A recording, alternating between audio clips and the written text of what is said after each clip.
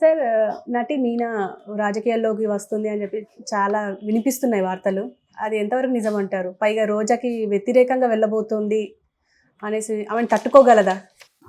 అంటే ఇది దాన్నేమంటారు మన ఎద్దు ఈనిందంటే దూడని కట్టేసినట్టుగా ఉంటది. బేసిక్‌గా అంటే అదొకటి. రెండోది నిప్పులేనిదే పొగరాదు అన్నట్టుగా మొన్న ఒక సంఘటన జరిగింది. అదేంటంటే ఢిల్లీలో పొంగల్ అంటారు కదా! మన తమిళ్‌లో సంక్రాంతిని పొంగల్ అంటారు వాళ్ళు. అటువంటి పొంగల్ ఉత్సవం జరిగింది ఢిల్లీలో. ఎల్ మురుగన్ అని తమిళనాడు నుంచి కేంద్ర మంత్రి ఆయన. సమాచార మత్స్యశాఖ, పశుసంవర్ధక శాఖ మంత్రి. ఆయన కండక్ట్ చేశాడు పొంగల్ని. దానికి పీఎం అటెండ్ అయ్యారు. మన నరేంద్ర మోడీ, చాలామంది మంత్రులు, సీనియర్ నాయకులు అటెండ్ అయ్యారు. దానికి ప్రత్యేక ఆహ్వానితురాల్లాగా మీనా అని పిలిచారనమాట. అక్కడ ఆ ఫంక్షన్లో కూడా మోడీ మీనాకు అట్మోస్ట్ ఇంపార్టెన్స్ ఇచ్చాడు. దాంతో ఒకసారిగా ఎందుకు ఇంపార్టెన్స్ ఇస్తున్నాడు? మామూలుగా మోడీ స్థాయి వాళ్ళు ఊరికే ఎవరికేం ఇంపార్టెన్స్ ఇవ్వరు. వాళ్ళు ఎవరికైనా ఇంపార్టెన్స్ ఇస్తున్నారంటే దాని వెనుక ఒక రాజకీయ వ్యూహం ఉంటుంది ఖచ్చితంగా. సో అందుకని ఇక్కడ కూడా ఇప్పుడు మన ఎన్టీఆర్ని కలిసేసిపోయాడు అమిత్ షా. అంటే వాళ్ళు ఏదో ఒక ఫీలర్ను పంపించడానికి అలా చేస్తుంటారనమాట. ఒక సింబాలిక్ ఇది జెస్చర్ అంటాం. సో అలాగా ఆమెని ఎందుకు అలా చేశాడు? ఈమె కూడా ఎందుకు ఆ ఫంక్షన్కి వెళ్ళి పాల్గొనింది? ఎందుకంటే అది క్లియర్గా పొలిటికల్ ఫంక్షన్. అది దాంట్లో వేరే సినిమా వాళ్ళు ఎవరు రాలేదు.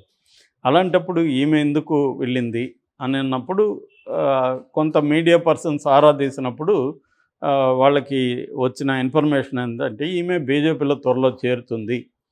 అందుకనే ఆమె కూడా వెళ్ళింది ప్రత్యేక ఆహ్వానితురాలుగా. మోడీ కూడా అంత ఇంపార్టెన్స్ ఇచ్చాడు ఆమెకి. అంటే మోడీ ఇద్దరు ముగ్గురు ఉన్న ఫోటోలు, ఆమెతో కలిసి ఉన్న ఫోటోలు కూడా బయటకు వచ్చాయన్నమాట.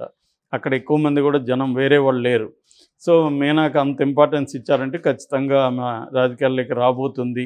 ఎందుకంటే ఎలక్షన్లు దగ్గరలో ఉన్నాయి కాబట్టి ఇప్పుడు వాళ్ళకి కూడా సినిమా వాళ్ళు అవసరం. వాళ్ళ ప్రతి చోట మనం చూసినప్పుడు మోడీ కానీ బీజేపీ కానీ ప్రతి రాష్ట్రంలో కూడా సినిమా వాళ్ళని ఉపయోగించుకోవడం ఎలక్షన్లలో స్టార్ క్యాంపెయినర్లుగా కావచ్చు, లేకపోతే కొన్ని ప్రత్యేకమైన నియోజకవర్గాల్లో వాళ్ళని ఫోకస్ చేయడం కావచ్చు, లేదా పార్టీలకు తీసుకొని వాళ్ళని క్యాండిడేట్లుగా పెట్టడం కావచ్చు. రకరకాల పద్ధతిలో సినిమా గ్లామర్ని, సినిమానే కాదు క్రికెట్ కావచ్చు, ఎనీ సెలబ్రిటీస్ని వాళ్ళు ఏంటంటే బీజేపీకి ఉండే స్ట్రాటజీ ఏంటంటే ప్రతి రాష్ట్రంలో కూడా ఆయా రంగాల్లో నిష్ణాతులుగా ఉండి ఒక పేరు ప్రఖ్యాతులు ఉండి వాళ్ళకంటూ ఒక ఇమేజ్ ఉంటుంది కదా, ఆ ఇమేజ్ ఉన్న వాళ్ళని వీళ్ళు ఏదో రకంగా ఉపయోగించుకోవడం అనేది ఎప్పటి నుంచో చేస్తున్న ఒక స్ట్రాటజీ అనమాట బీజేపీ. ఇక్కడికి వచ్చినప్పుడు కూడా ప్రొఫెసర్ నాగేశ్వరరావు లాంటి జర్నలిస్టులను కూడా వాళ్ళ ఇంటికి కూడా వెళ్ళారు నడ్డా. అంటే ఒక సింబాలిక్ జెస్చర్ వాళ్ళు పంపిస్తారు. రెండోది ఒక ఇన్ఫ్లుయెన్సర్లు వీళ్ళంతా.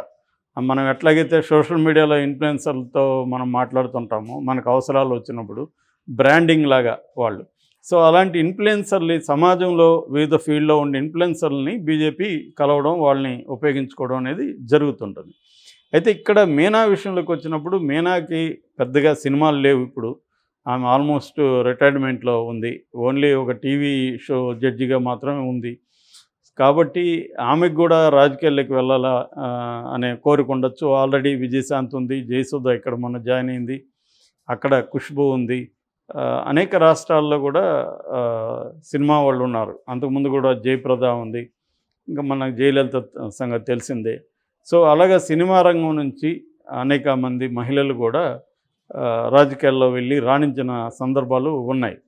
సో మనకి నవనీత్ కౌర్ కూడా తెలుగు, ఆమె కూడా ఎంపీగా ఉంది. సో ఈ కాంటెక్స్ట్లో మీనా కూడా రాజకీయాల్లోకి రావచ్చు అనేదైతే ఎక్కువ మంది నిర్ధారిస్తున్నారు. ఆమె అయితే అనౌన్స్ చేయలేదు. అట్లాగే వాళ్ళ కుటుంబ సభ్యులు కూడా ఖండించారని కూడా వార్తలు వచ్చాయి. మాకైతే ఇన్ఫర్మేషన్ లేదని. ఇవన్నీ మామూలే. వాళ్ళు ఒకసారి డిసైడ్ అయినప్పుడు ఎప్పుడు అనౌన్స్ చేయాలనేది కూడా వాళ్ళకి ఒక క్లారిటీ ఉంటుంది. అప్పటి వరకు ఖండిస్తుంటారు. ముందు రోజు వరకు కూడా ఖండించి మరుసటి రోజు అనౌన్స్ చేసిన సందర్భాలు ఉన్నాయి. ఇదేంటంటే రాజకీయాల్లో టైమింగ్ అనేది ఇంపార్టెంటు. సో ఎప్పుడు ఎలా ప్రాపర్ ప్లాన్ చేసుకొని, రెండోది టర్మ్స్ అవన్నీ మాట్లాడుకోవాల్సి ఉంటుంది. నేను చేరడం వల్ల నాకేంటి ఉపయోగం అని ఈమె అడగచ్చు. అంటే నాకు ఎక్కడ కంటెస్ట్ చేయమంటారు ఏంటి, ఇవన్నీ మాట్లాడుకోవాల్సి ఉంటుంది, విధి విధానాలు ఇవన్నీ. అందుకని కూడా అనౌన్స్ చేయకపోవచ్చు. ఏదేమైనా అనౌన్స్ చేస్తారని అంటున్నారు.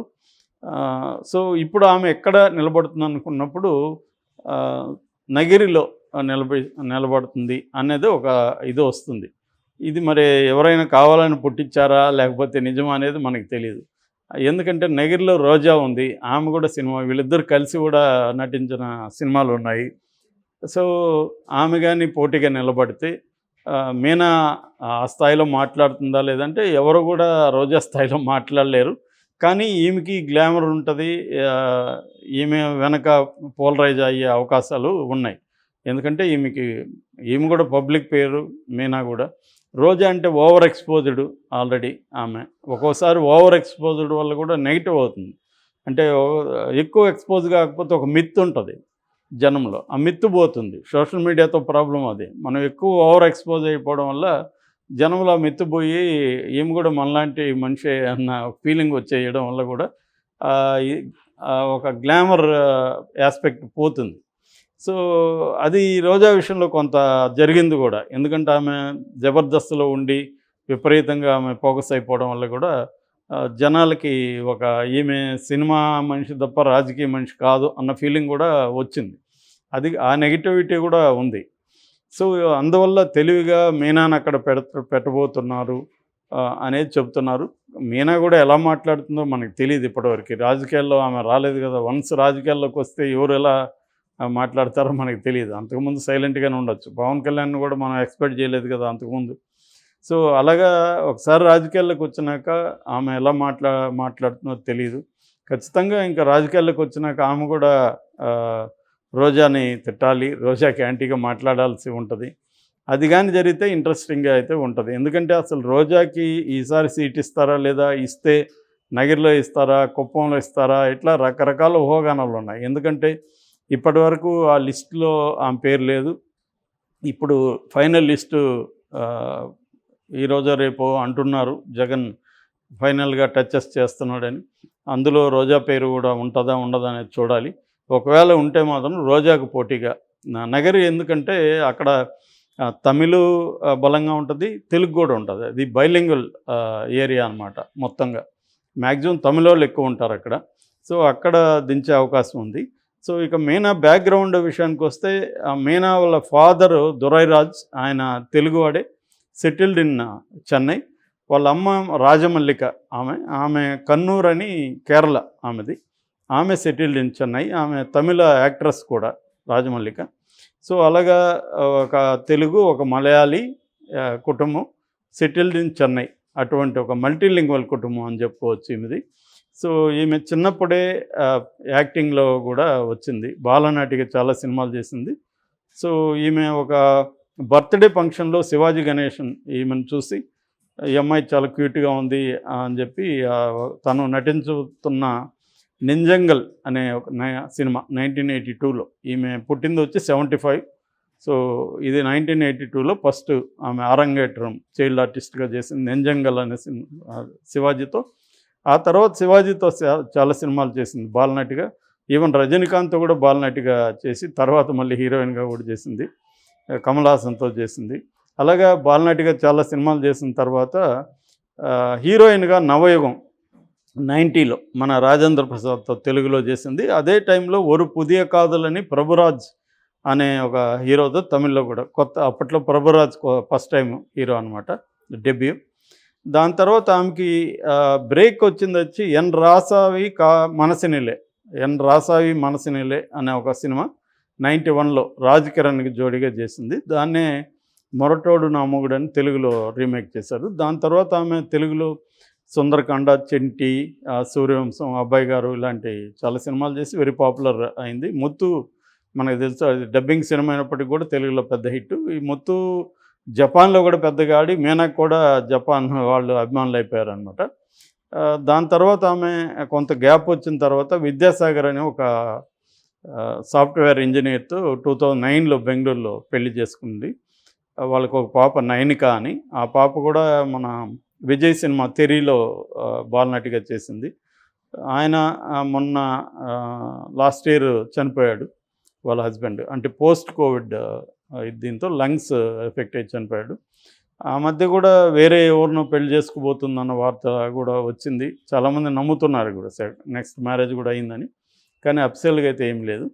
సో ఈ కాంటెక్స్ట్‌లో ఆమె ఇప్పుడు సడన్‌గా మోడీతో దర్శనమిచ్చేసరికి ఒక్కసారిగా ఆమె చుట్టూ అనేక స్పెక్యులేషన్స్ బయలుదేరాయి. అందులో వైల్డెస్ట్ స్పెక్యులేషన్ వచ్చి రోజాకి యాంటీగా నిలబడుతుందని. జరగచ్చు, పాలిటిక్స్‌లో ఎనీథింగ్ కెన్ హ్యాపెన్. మనం వెయిట్ అండ్ వాచ్.